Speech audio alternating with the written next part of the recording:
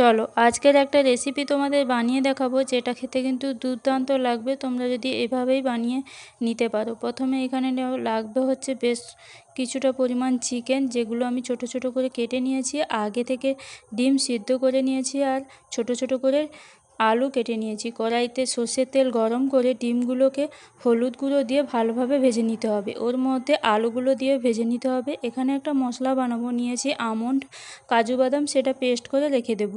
এবার কড়াইতে সর্ষের তেল গরম করে দুটো শুকনো লঙ্কা আর কুচনো পেঁয়াজ দিয়ে ভালোভাবে নেড়ে চেড়ে পেঁয়াজটাকে ভেজে নিতে হবে।